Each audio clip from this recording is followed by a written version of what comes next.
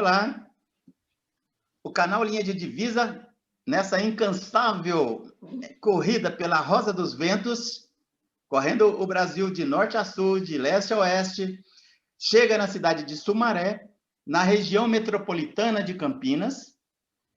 Para contextualizar, quem não conhece aqui o estado de São Paulo, a região de Campinas, Campinas tem 1.200.000 habitantes, Sumaré é quase Campinas, são praticamente coladas. Quando eu vou andando aqui pela Anhanguera, de repente eu já saí de Campinas, estou em Sumaré, passo em Hortolândia, estou em Sumaré, depois chego em Americana e assim vai embora. Então, assim, faz parte da região aqui da Grande Campinas e eu estou chegando em Sumaré para bater um papo com o Godoy. O Godoy, eu não sei se ele mora em Campinas, ele faz mestrado aqui em Campinas, está em Sumaré no escritório, ele vai se apresentar para a gente. Ô, Godoy, por gentileza, fala para a gente o teu nome completo, quais foram as graduações.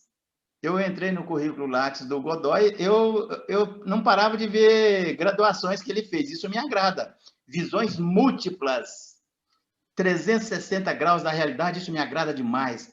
Evitar uma visão localizada. Então, Godoy, fala para a gente quais foram as tuas graduações, qual o mestrado que você está fazendo e qual é o objeto da tua pesquisa? Perfeito, perfeito. Bom dia, querido, tudo bem? Tudo jóia. Jóia, jóia. Então, eu sou o Jocinei Godoy de Lima, mas todos me chamam de Godoy, né?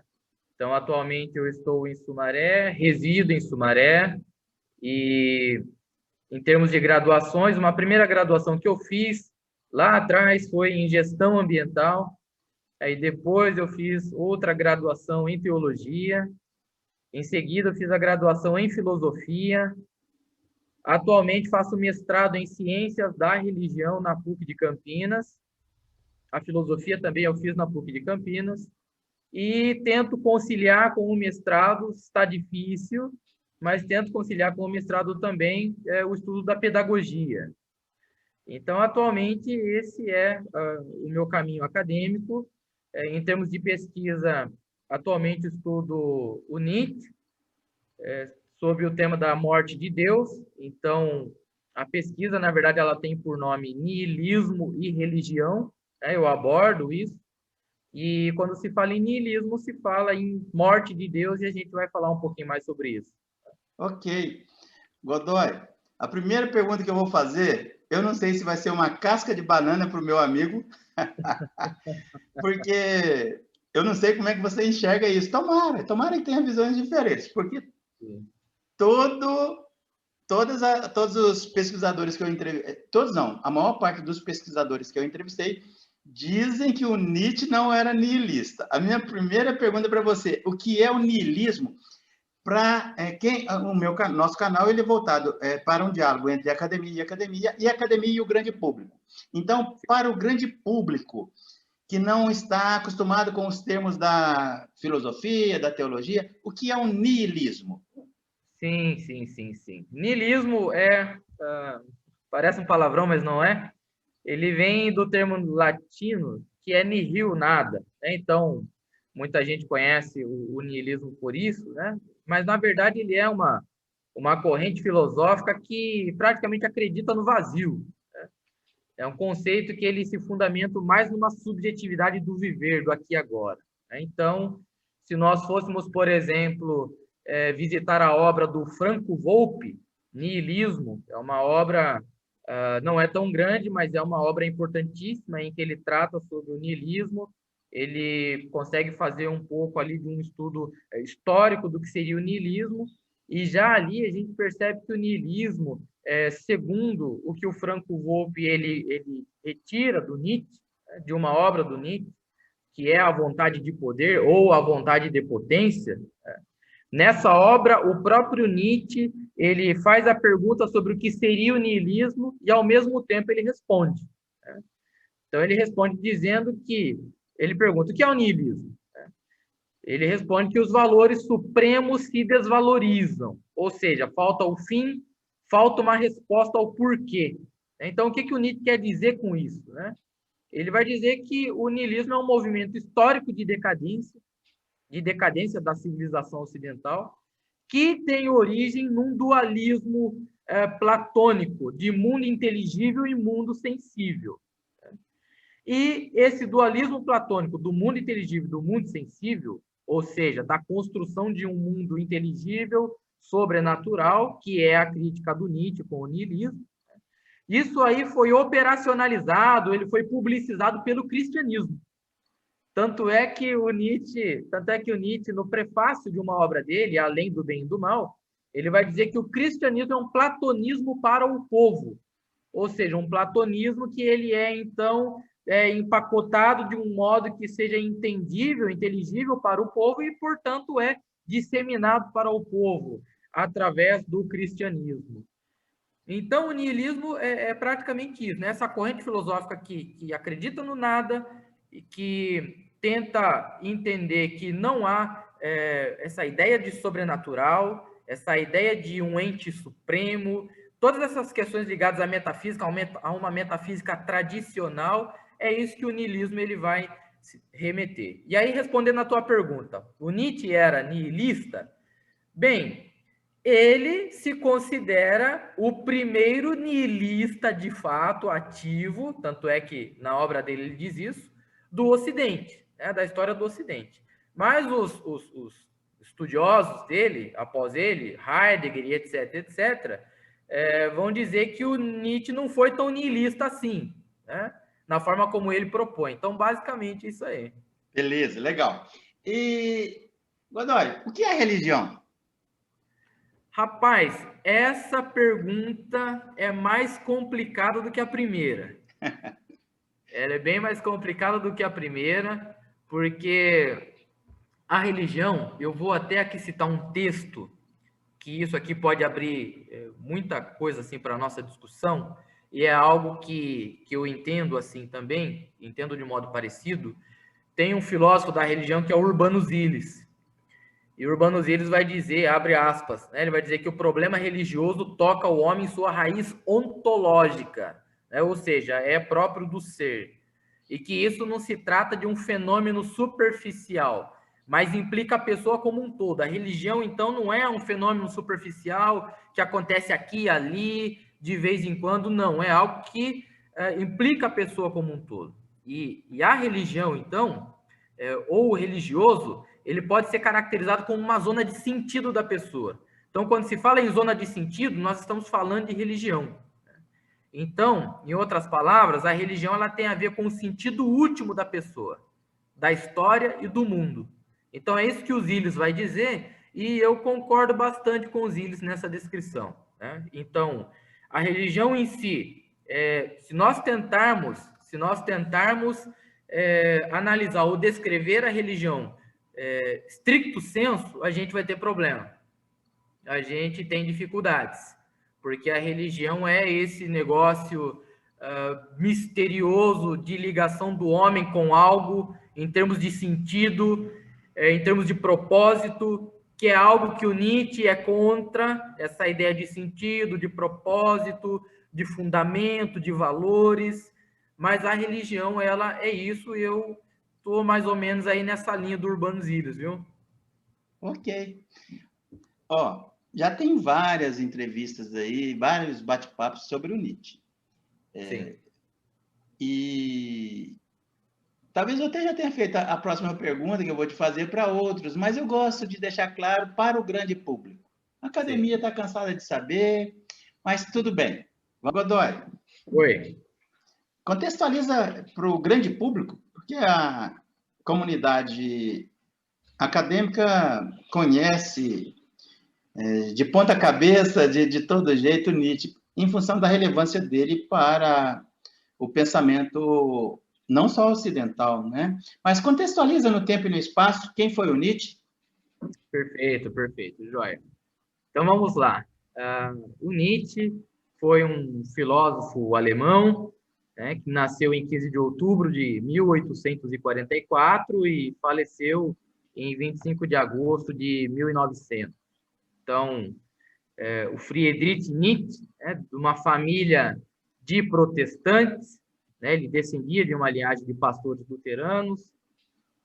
Alguns estudiosos argumentam que o caráter crítico dele contra a religião e, portanto, ali o seu ateísmo, podemos assim dizer, se deviam em função de ele ter nascido e passado boa parte da sua infância em um presbitério, num lar estritamente religioso. Godoy, mas me corrija se eu estiver errado. Eu acho que em lugar nenhum ele se confessou ateu, né? Ou falou que Deus não existia. Ou eu estou equivocado? Você vai tratar disso ao longo do nosso bate-papo aí. Aí você fala se eu estou certo ou se eu estou errado, tá bom? Sim, sim. Na verdade, não somente para o Nietzsche Deus não existia, como esse próprio lugar metafísico em que se colocava Deus, isso também deveria ser removido, né? Ok, A gente vai, beleza. a gente vai falar um pouco mais à frente disso aí. Tá bom. Mas retomando aqui sobre o Nietzsche, então, por conta dessa infância que ele passa, né, praticamente ali num presbitério, né, num lar estritamente religioso, segundo as biografias, esse lar foi um lar tranquilo assim para ele, né? Não foi um lar assim em que ele sofreu algum tipo de abuso por conta da religião, nada nesse sentido, né? Ele Mas o perdeu, fato ele perdeu o pai muito cedo, né? isso, exatamente, era exatamente isso que eu ia dizer. O fato é que o pai dele, o Carl Ludwig Nietzsche, ele morreu quando Nietzsche tinha 5 anos, né? Tem uma zona nebulosa aí, ele teria se suicidado, o pai dele? Então, há controvérsias, né? Há controvérsias nisso aí, né? Mas que o que tenho lido nas biografias é que, de fato, ele morreu por doença mesmo, né? Morreu por doença e, além disso, o irmãozinho do Nietzsche também, quando o Nietzsche era criança, acabou morrendo e o Nietzsche ficou num lar só com as mulheres, né? Só com a E, irmã e com a mãe, né? exatamente. Então, segundo as biografias mais consagradas do Nietzsche, o Nietzsche era apaixonadamente ligado ao pai. E o impacto dessa perda para ele foi muito profundo. E o Nietzsche escreve isso em cartas, em correspondências que ele troca com os amigos, enfim, escritos póstumos. Então, realmente ele sentiu muito essa perda. Entendi. Ok, você quer falar mais um pouco sobre o Nietzsche aí, sobre a vida dele? Sim, sim, sim, vamos lá, vamos lá. Então, o que acontece é que o Nietzsche, depois, né, da morte do pai, da morte do irmão, ele cresce e então muda-se para um internato, né?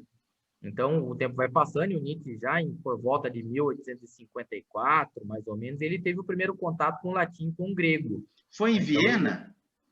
Oi? Foi em Viena? Não, em Viena não. Quando ele está em 1854, ele está em Weingarten, se não me engano. Uhum. Nessa época aí, que ele se estabelece, né? Lá em Weingarten. E aí, quando passa esse período dele aí do contato com o latim, com o grego, ele vai e mora por alguns anos lá em uma cidade lá que se chama Forta, de onde ele sai dessa cidade e por volta de 1864 ele ingressa na Universidade de Bonn, né? E aí sim, como estudante de filologia e de teologia, né? Nessa época. E aí, nesse meio tempo, o Nietzsche ele começa a ver a sua fé no cristianismo declinar, né? E a religião começa a ser vista com muita desconfiança por ele. E aí, então, o Nietzsche ele dá uma certa primazia ali mais para as questões mesmo da história e da ciência, entendendo isso como fundamentos para que as pessoas construam seus alicerces e tudo mais. E nesse ponto, então, aquela certeza religiosa que ele tinha vai dando lugar à dúvida. E aí, em pouco tempo, ele desiste do estudo de teologia e começa a se interessar cada vez mais por música. Ele, em 1865, mais ou menos, ele se transfere lá de Bonn para Leipzig. E aí, de 65 a 69, ele progride, então, com os estudos em filologia. Nessa época, ele descobre Schopenhauer, faz amizade com, né, uma pessoa que era um grande amigo dele, que era o Rode, e inicia a relação dele com o Wagner. E aí, por volta de 69, ele recebe, então, aquilo que foi uma oferta irrecusável, né, que o levaria à cátedra de filologia, né, a cadeira de filologia clássica, lá na Universidade de Basileia, que ele passa lá pelo menos 10 anos. Só que a carreira acadêmica para o Nietzsche, ele mesmo escrevendo isso, com correspondências para amigos, para ele era um fardo, era um jugo a carreira acadêmica, né? Mas, por outro lado, mesmo sendo um jugo, um fardo para ele, nas biografias é dito que o Nietzsche ele era um professor notório, que ele lecionava com muito vigor, que ele despertava o interesse dos alunos acerca da filologia clássica e era como se, e cultura da Grécia Antiga, segundo um ex-aluno dele, é como se eles estivessem sentados não aos pés de um educador, mas de um personagem vivo da antiga Grécia, né, que avançou no tempo para falar para eles acerca de Homero, de Sófocles, de Platão, dos deuses, da mitologia, enfim. Então era algo que para os alunos do Nietzsche, segundo as biografias, era algo assim excelente, né? O modo como ele cativava a atenção e falava com muito entusiasmo acerca da filologia clássica, né? Tudo bem? Tranquilo. Estou querendo ouvir mais sobre ele. Eu pensei que você ia falar da grande paixão da vida dele, que a irmã e a mãe ficavam, não permitiram que avançasse. A Salomé? A Salomé. Fala um pouquinho. Sim, vamos lá, vamos lá. Então, continuando aqui, né, nós estávamos falando sobre esse lado acadêmico dele, né, que para ele era um jugo ao mesmo tempo em que ele era um excelente professor, né? Mas o que ocorre é que esse vigor intelectual dele, né, não demonstrado totalmente ali na vida acadêmica, até porque ele não fica tanto tempo ali, né? Vai fazer o serviço militar, aquela coisa toda, servir na guerra, atuar como enfermeiro, volta rapidamente, enfim. E aí ele então começa com esse estilo de vida dele, boêmio, crítico, e sempre com suas produções literárias que em muito se voltavam à crítica da religião, né, da metafísica tradicional e dos valores que foram estabelecidos por essa metafísica, né? Desculpa, pera aí. Ele era boêmio? O Nietzsche? É? Opa, o Nietzsche era um boêmio solitário. Ele bebia muito? O Nietzsche bebia, o Nietzsche ia para farra, teve lá os episódios que contam-se nas suas biografias do possível problema da sífilis, né, que o teria levado à loucura, né, inclusive, e era essa a pegada do Nietzsche. Ok. Porque ele morreu relativamente jovem, né? Com 56 anos, quase. Isso. Eu brinquei com historiador, doutor historiador de história medieval. E ele falou do filósofo Agostinho de Hipona, que antes da conversão bebia, tinha um caso lá que acabou tendo um filho. Aí eu brinquei com ele, só que o Agostinho de Hipona viveu muito, acho que quase 90 anos. Sim. Em pleno século IV, 4 e 5, né? Morreu em 430. Aí eu brinquei com ele, então beber faz bem, né? Traz longevidade. E ele é um pouquinho religioso, ele falou assim, não fala isso, rapaz. Quer dizer, então, que provavelmente o Nietzsche teve sífilis e isso trouxe vários dos problemas físicos que são clássicos, né? Quando se fala do Nietzsche, que ele foi definhando no final da vida dele, né? Sim, exatamente. Falando um pouquinho do Agostinho, tem uma brincadeira que diz que o Agostinho aproveitou todos os sorvetes ali da sorveteria, se lambuzou e tudo mais, e depois mandou fechar a sorveteria. Muito bom, essa eu não tinha ouvido. E olha que eu tenho uma playlist sobre pesquisadores sobre várias perspectivas do Agostinho. Arqueologia, até levantamento arqueológico. Arqueologia, doutorado. História, filosofia, teologia, psicologia. Todo e qualquer pesquisador de Agostinho, eu estou entrevistando e estou colocando os links de acesso às pesquisas, tudo. Você está perdendo, viu? Sua falta de tempo, você está perdendo por ainda não ter acessado. Mas legal. Quer falar mais alguma coisa? Ou tá bom? Da vida do Nietzsche aí? Nietzsche, o que pode ser destacado, assim, duas coisas que podem ser destacadas, realmente esse contexto de vida dele em termos de obra. Então, o Nietzsche, ele produziu muito, produziu muita coisa. Normalmente, as obras publicadas dele vão aí do período de 1872 a 88. Né?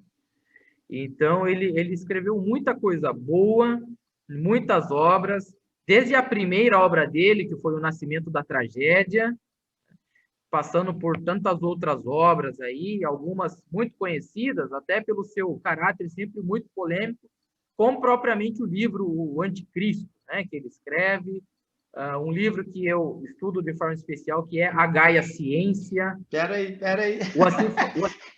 Oi? Peraí. Você queimou minha próxima pergunta, sabe por quê? Eu amo quando alguém queima a minha pergunta. Eu ia falar para você, vamos agora então para a Gaia Ciência e para o Zaratustra. Como se deu o contexto da morte de Deus? Sim. Não, beleza. Vamos refazer isso aí, então. Não, vou deixar, vai. Eu vou deixar, que eu acho gostoso no meu canal, é justamente esse bate-papo informal, sabe? Tranquilo. Mas o que você quer fazer agora? Não, eu queria que você fosse lá para a Gaia Ciência e para o Zaratustra para falar como é que se deu, em que contexto que se deu a morte de Deus, porque parece que ele trata aí nesses dois livros. Não sei se ele tratou em outros também. A bola fica com você para falar para nos mostrar o que você encontrou. Sim, perfeito. Tranquilo. Especialmente o tema da morte de Deus, ele consta no livro A Gaia Ciência. Né? Então, esse livro, A Gaia Ciência, que foi publicado em 1882 e depois teve um acréscimo aí em 1887. É curioso isso, viu? Isso aí me chamou a atenção. A publicação inicial, o acréscimo, está no aforismo 125. Exatamente. O tema da morte de Deus, de forma assim retumbante, ele aparece no aforismo 125. Aforismo é um tipo de escrita solto, não tem aquela sequência, e isso é característico do Nietzsche, que herda de alguns filósofos, dos quais ele escreveu, que inclusive se baseou neles aí, em termos de pensamento e tudo mais, e de forma até paradoxal, meio antagônica, enfim, ele tem o Pascal, Blaise Pascal como referência. Né? Para o Nietzsche, o Blaise Pascal era talvez foi o único cristão de verdade, por assim dizer. Né? Que se o Nietzsche tivesse que tirar o chapéu, seria para o Blaise Pascal. Eles têm muitas semelhanças. Né? De repente, um dia a gente pode falar sobre isso. Eu tenho pesquisa em Pascal também, né? E eles têm muitas semelhanças. Mas, enfim, voltando aqui à questão do tema da morte de Deus, ele especialmente está, então, nesse aforismo 125, perfeito. Então, o tema da morte de Deus, ele consta no aforismo 125 da Gaia Ciência. Claro que há outras obras que fazem uma referência meio en passant, né, do tema da morte de Deus, de citação da morte de Deus, a exemplo do Assim Falava Zaratustra, também, dentre outras obras ali, que ele dá uma passadinha falando de morte de Deus, assim como a vontade de poder e assim por diante. Mas o ponto em que a gente pode se concentrar, e eu creio que todo pesquisador se concentra de fato, inicialmente, na obra Gaia Ciência. Por quê? Porque nesse aforismo 125 há, então, esse tema da morte de Deus, cujo título do aforismo é O Homem Louco ou O Insensato. E há também uma espécie de continuação explicativa, por assim dizer, desse aforismo 125, lá no aforismo 343, da mesma obra, né, da Gaia Ciência. Então, muito resumidamente, porque o aforismo ele é extenso, o aforismo 125, mas o que basicamente diz esse aforismo? O Nietzsche, então, conta uma história de um homem louco que, em plena manhã, acende uma lanterna, corre ao mercado e se põe a gritar incessantemente: procuro Deus, procuro Deus! Então, ele está nessa pegada aí, e ele encontra, então, muitas pessoas por ali, na praça, e eles começam a rir e zombar do homem louco, e começam a dizer o seguinte: ele está perdido. Será que ele se perdeu como uma criança? Será que ele está se escondendo? Será que ele tem medo de nós? E eles continuaram, então, rindo, gritando e zombando com o homem louco, até que ele, então, como de um salto, ele fita os olhos neles e diz o seguinte: para onde foi Deus? Ele pergunta. E ele mesmo responde: eu vou dizer a vocês, nós o matamos, vocês e eu. Todos nós somos os seus assassinos. E aí, então, ele começa a explicar o que seria isso. Né? O homem louco começa a dizer a eles o que seria isso, continuando. E ele começa a fazer algumas perguntas que dão a entender o que seria isso. Uma delas é a seguinte: como nós fizemos isso? Ou seja, como nós matamos Deus? E ele continua com outras perguntas no sentido de tentar induzir a uma resposta a esse tema. Como conseguimos beber inteiramente o mar? Quem nos deu a esponja para apagar todo esse horizonte? Que fizemos nós quando desacorrentamos esta terra do seu sol? Fazendo uma referência ali, talvez, à virada copernicana, alguma coisa assim. Né? Para onde ela se move agora? Para onde nos movemos nós? Para o lado, para frente, para cima, para baixo? Então, ele começa a fazer essas questões assim muito intrigantes. Né? E aí, as pessoas ainda continuam ali prestando atenção nele. Né? E ele, então, com mais questionamentos desse tipo, ele começa a dizer o seguinte: nós não ouvimos ainda o barulho dos coveiros que enterram Deus? Nós não sentimos nada do cheiro da putrefação divina? E ele vai falando que os deuses também apodrecem, que Deus está morto, que Deus permanece morto e que eles o haviam matado. E então ele diz: mas como a gente vai se consolar, nós, os assassinos entre os assassinos? E ele diz então que aquilo que era de mais poderoso e sagrado que o mundo tinha até então, sangrou sob os punhais deles, né?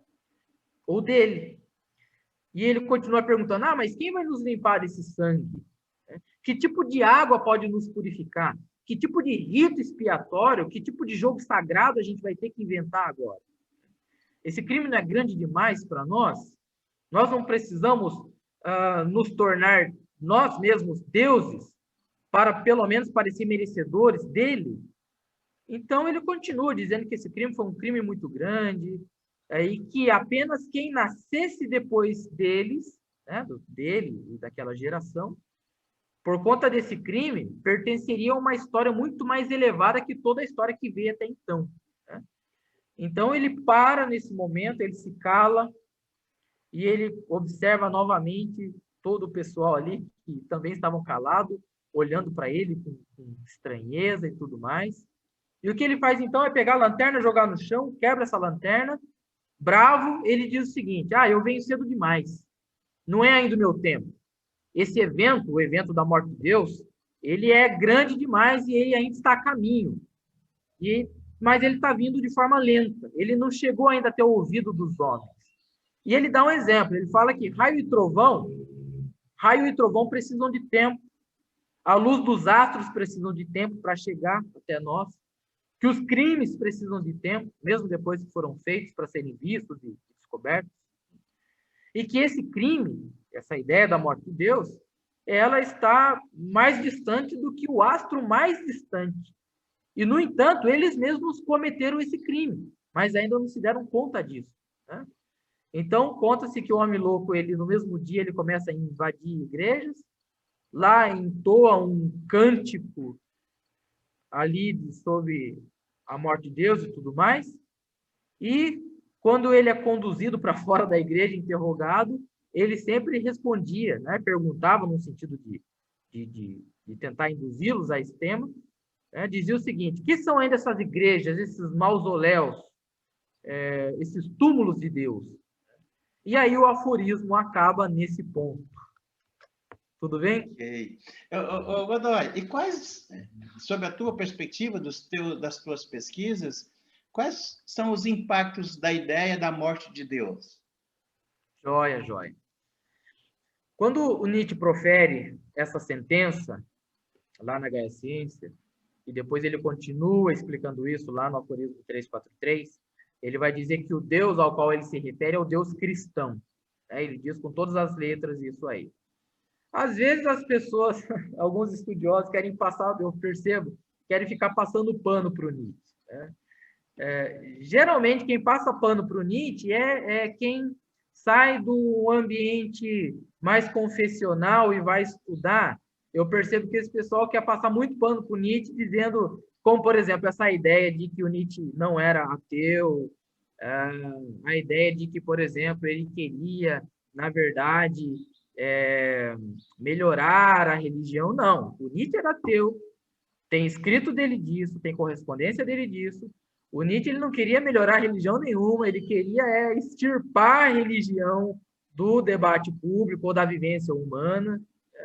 Mas o que acontece é que houve um efeito colateral de tudo isso. Ou seja, o Nietzsche, com toda essa crítica, com toda essa contundência, com toda essa ferocidade, principalmente no livro No Anticristo, por exemplo, que ele vai dizer que o mal da humanidade veio, sobretudo, com a cristianização da coisa, né?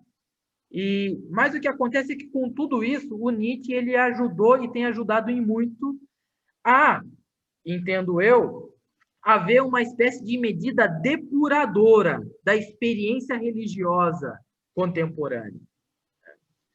Então, sobre os impactos de tudo isso, o que nós podemos dizer?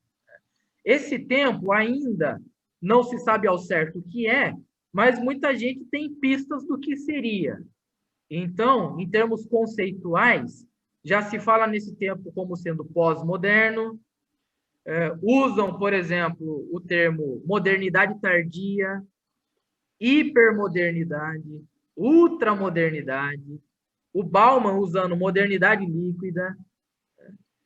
E a compreensão que se tem desse tempo como pós-moderno é uma compreensão que vem, inclusive, de um autor que se chama, um francês, que se chama Jean-François Lyotard.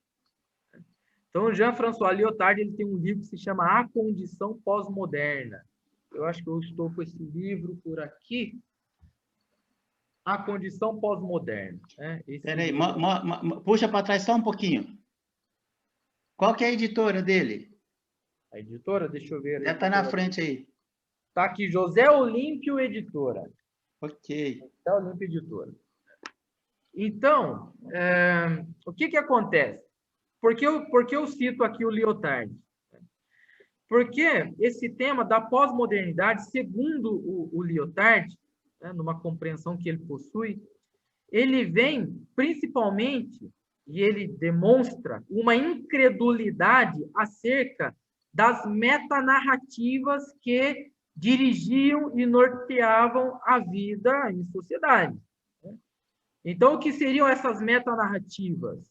A religião é uma delas, a política é outra, pode-se dizer que a ciência também, a própria razão filosófica, em termos políticos, ideologias, socialismo, capitalismo, todos esses ismos aí, que se propunham ter uma chave de compreensão e de explicação da realidade, o Lyotard, então, vai dizer que esse tempo pós-moderno ele é um tempo de incredulidade a todas essas metanarrativas e que isso... Isso é Nietzscheano?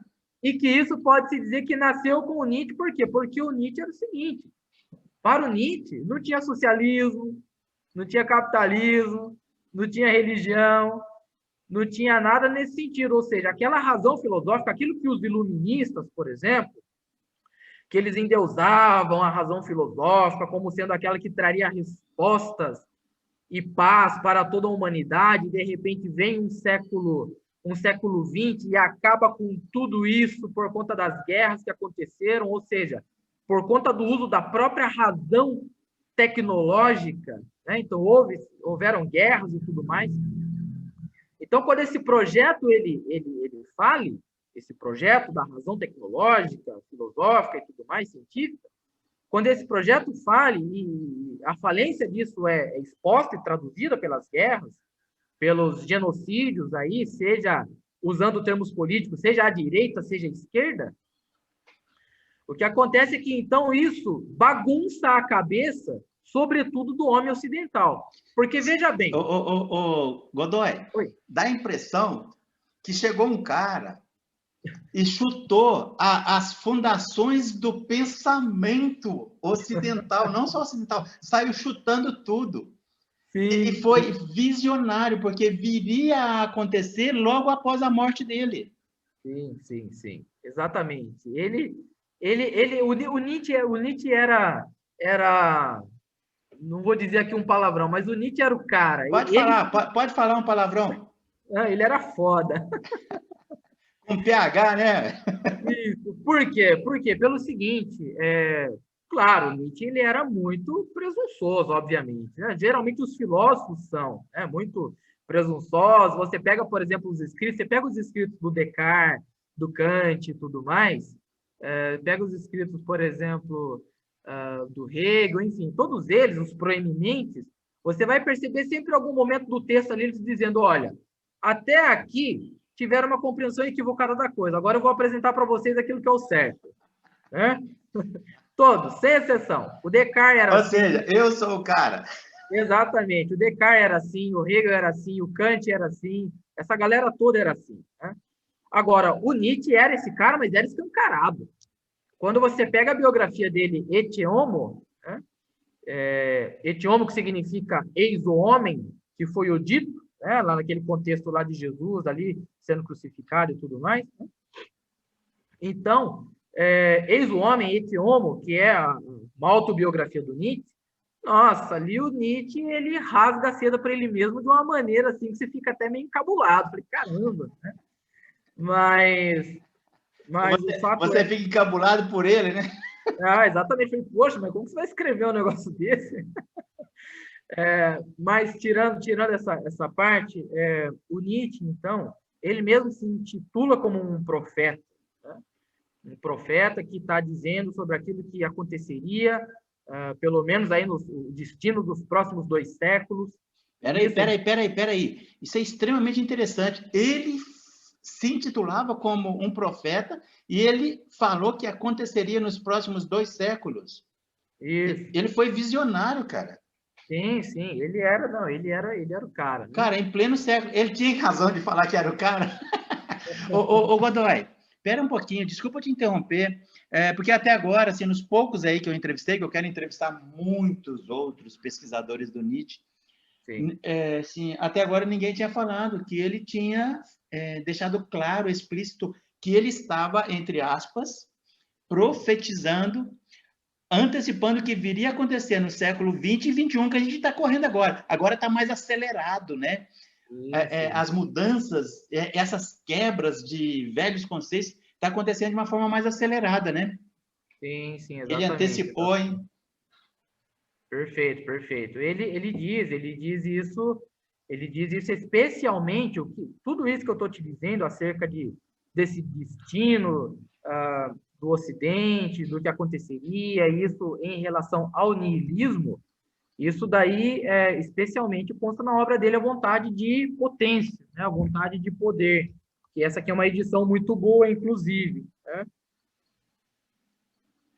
Uma edição muito boa, dá contraponto.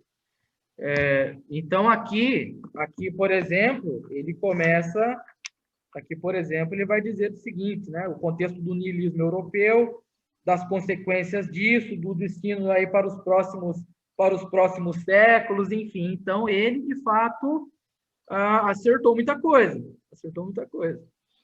Então, voltando ali ao assunto para fechar, né, essa parte, esse tempo pós-moderno, segundo a compreensão do Jean-François Lyotard, de que há uma incredulidade a essas metanarrativas, e a religião é uma delas, o que acontece é que o Nietzsche, olha que interessante, isso é interessantíssimo para mim, eu acho que talvez, pelo menos para mim, a parte mais interessante da entrevista.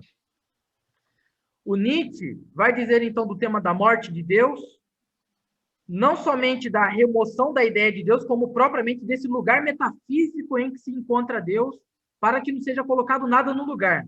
Por exemplo, o cara deixa de acreditar em Deus através da religião cristã e começa a acreditar no capitalismo, começa a acreditar no socialismo, põe o socialismo no lugar da religião, põe o capitalismo no lugar da religião, põe o veganismo no lugar da religião, e assim por diante. Põe ele mesmo no lugar da religião, que praticamente era o que o Nietzsche fazia. O Nietzsche, ele era o Deus dele, né? Enfim.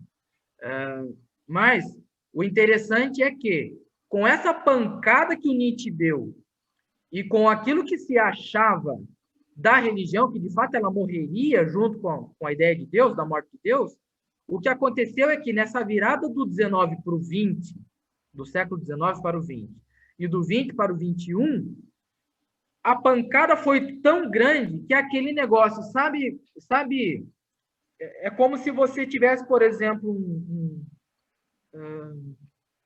sei lá, uma madeira que você quer trabalhar nessa madeira, né? E de repente você começa a dar uma machadada nessa madeira e ela começa a se um cavaco para um lado, um cavaco para o outro, um cavaco para o outro. Ou seja, o que eu quero dizer com isso? Esse fenômeno, essa ideia da morte de Deus, ela abriu espaço e lugar para um outro fenômeno que fez com que a religião ela continuasse tão forte quanto, que é o fenômeno do pluralismo religioso. Ou seja, hoje a pessoa, vou te dar um exemplo, ela vai à missa, ao mesmo tempo que ela tem práticas espíritas, com pitadas de budismo, e assim por diante, ela faz um mix, é um negócio altamente personalizado, que ela ainda, então, ao invés de se referir a algo, por exemplo, enquanto metanarrativo para nortear a vida dela e ela seguir aquilo, ela segue ao seu modo, de forma altamente personalizada, sem deixar, contudo, de ser altamente religiosa. Então, olha que coisa, a pós-modernidade é isso aí. Ok. Jocinei, eu deixei de fazer alguma pergunta que você considera relevante. Você está no meio do teu mestrado, né? Isso. Termina no final do ano que vem? Termina no final do ano que vem, isso. Ok. Eu deixei de fazer alguma pergunta que você considera relevante para o que você já tem encontrado até agora aí no andar da carruagem do teu mestrado? Sim. Não diria pergunta, mas o que eu gostaria de deixar claro mesmo, que eu acredito que seja até do interesse maior aí para quem vai ver esse vídeo, né, é o de que o Nietzsche, ele foi ferrenho, foi crítico, mas ao mesmo tempo muito mal compreendido, né, muito mal compreendido. As pessoas acham que o Nietzsche é só aquele cara lá que falou da morte de Deus e nada mais. A juventude se apodera de um Nietzsche que não existe, se apodera de um Nietzsche que não existe para apertar o botão do foda-se, por assim dizer, né? Mas não, o Nietzsche foi muito mais do que isso, né? O Nietzsche, ao final da sua vida, que foi algo que não foi colocado aqui, ao final da sua vida, os últimos 10 anos, quase 11, ele, então, tem um episódio, em 1889, tem aquele episódio... Não é do episódio do cavalo, não, né? Isso, um episódio fatídico, né? Que ele, então, ali, passando, vê um rapaz chicoteando um cavalo, e ele, então, se lança ao pescoço desse cavalo, né, chorando aquela coisa toda, cai ao chão na mesma situação, e a partir de então, o Nietzsche é levado aí aos sanatórios da vida, fica um tempo, depois vai morar com a mãe, tem traços de lucidez, ora lúcido, ora não lúcido, e continua definhando, até que chega um momento que em 1900 ele morre, né? Então, muitas das suas obras foram escritas com ele em vida, e muitas outras obras foram escritas póstumamente, geralmente sobre a organização da sua irmã, a sua irmã, por exemplo, que conduz aquilo que para ele era uma espécie de a obra da sua vida, que era o projeto da vontade de potência, né, da vontade de poder. Esse era um grande projeto dele, que ele sonhava e escrevia, organizava e tudo mais. Então, a irmã dele, claro, de forma bastante arbitrária, muitas vezes até apresentando talvez um Nietzsche que não era o que o Nietzsche gostaria, mas ela faz isso e a obra que eu acabei de mostrar aqui, A Vontade de Poder, é uma obra seminal, uma obra importantíssima. Mas Godoy, mas ela tem que ser lida com devido cuidado, então, em função da contaminação provocada Sim. pela irmã dele, né? Exatamente. Apareceu, por exemplo, uma ideia de um Nietzsche para fundamentar, por exemplo, ações e ideais nazistas, enfim. Então, são coisas que não procedem e que se tem que ter o cuidado. Para ler o Nietzsche, de fato, tem que ter muito cuidado mesmo, assim, em todos os sentidos, né? E porque o que acontece? Os escritos do Nietzsche, eles são muito paradoxais. Então, no momento ele está dizendo uma coisa, de repente, lá na frente, ele dá a impressão que ele está dizendo contra aquilo que ele disse lá atrás. Então, assim, é algo que... eu vou fazer até uma confissão aqui de algo que... Uma confissão minha, não, uma confissão do Nietzsche, né? Tem na biografia dele, do Hollingdale, que é uma biografia consagrada, que num momento ali da vida, próximo do fim da vida, momento de loucura, momento de lucidez, né, que a mãe dele pergunta algo para ele acerca da religião e tudo mais, e ele faz uma espécie de uma confissão falando do valor da religião, né, da religião cristã, por exemplo, né? Agora, não se sabe se ele falou isso num lapso de loucura, ou se ele falou isso mas o fato é que ele confessa isso à mãe dele, né? Então, assim, vale a pena ler o Nietzsche. Ele confessou exatamente o que para a mãe dele? Oi? Ele confessou exatamente o que para a mãe dele? É que a mãe dele estava falando sobre o valor da religião, essa coisa toda, né? O que ele respondeu? De você se amparar nessa ideia, por exemplo, da religião cristã, sobretudo para a questão da morte, né? De algo que vem depois e tudo mais, né? Então, a mãe dele estava falando sobre isso e ele vai e fala, não, mas isso aí você tem razão mesmo aí, isso daí é um tipo de um conforto importante que vale a pena ser seguido. Então, algo nesse sentido. Você conhece a Scarlett, considerada Sim. a maior conhecedora do Nietzsche no Brasil, não sei. Sim. Até eu gostaria de entrevistá-la, viu, Scarlett? Se esse bate-papo aqui ou outros chegarem até você, por gentileza, coloca lá na descrição um comentário e entre em contato comigo. Eu gostaria muito de conversar com você. Por que eu estou falando da Scarlett, Godoy? Sim. Quando foi perguntado para ela, aí, numa das muitas entrevistas que existem com ela, sobre a necessidade que muitas pessoas precisam da religião, sabe qual foi a resposta que ela deu? Sim. E vem aí de encontro ao que você está falando do Nietzsche, da mãe do Nietzsche conversando com ele. Ela fala assim, as pessoas precisam de veneno. Eu já vi essa entrevista dela. Eu já vi esse papo. Godoy, você quer falar mais alguma coisa? Fique à vontade. Deixa eu só ver aqui se eu encontro para te dizer aqui exatamente o que ele disse à mãe dele, né? Deixa eu ver se eu encontro aqui na biografia. Está na Vontade de Potência aí, Vontade de Poder? Não, está nessa biografia, que é uma biografia consagrada dele, do Hollingdale. Ok. Do Nietzsche, né? Mas, enfim... Achou? Eu gostaria muito que você citasse aí, se você achar. Se não achou, não tem problema. Vamos ver aqui do colapso dele. Vamos ver o seu colapso, a sua morte. Vamos lá. Vamos ver.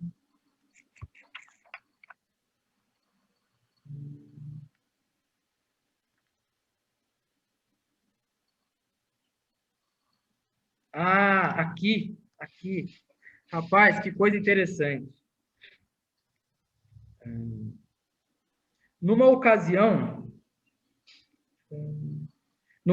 a mãe dele, né, ela falou de alguém que havia morrido.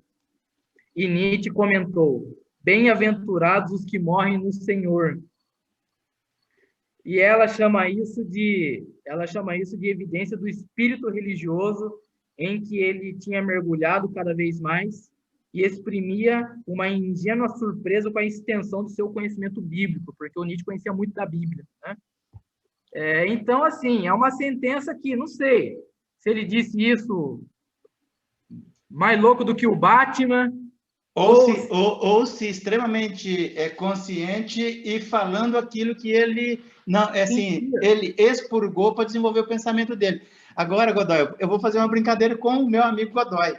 Sim. Você fez uma provocação com os cristãos pensadores confessionais, falando que eles passam pano no pensamento do Nietzsche. Agora você foi nietzschiano, você buscou um paradoxo para o que você tinha falado. Vou deixar com essa observação. Não vamos por... Achei muito legal a gente terminar sendo até nietzschiano no próprio paradoxo. Sim. E, aliás, o Kierkegaard e alguns outros falavam que o Deus encarnado no corpo de um homem era o paradoxo absoluto. Ficam aqui as provocações no finalzinho desse nosso bate-papo. E eu quero te agradecer muito. Você agregou valor, novas leituras em relação ao pensamento do próprio Nietzsche. Algumas vezes aí com leituras buscando chaves hermenêuticas diferentes de outros. Isso é natural, é bom que seja, isso é filosofia pura. Sim. Então, muito obrigado, um abração, a gente volta a se falar, meu amigo. Joia, eu que agradeço, aí um grande abraço e estaremos juntos aí, com certeza eu vou ver os vídeos do canal, especialmente aquilo que você me indicou, e sucesso aí no teu trabalho. Valeu, um abração. Quando acabar a pandemia, porque eu estou enclausurado aqui no meu mini estúdio, evitando sair, mas quando passar, eu vou dar um pulo em Sumaré e vou pagar um café para você, para a gente bater papo, jogar conversa fora. E você já está convidado. Qualquer dia, quando passar a pandemia, você vai estar convidado a vir aqui. Eu vou moer o café na hora, café de mineiro, proseando em pé na cozinha ali. Tá bom? Fique demais, vai ser um prazer. Vai ser um prazer. Valeu, cara. Um abração. Outro. Até mais. Tchau, tchau.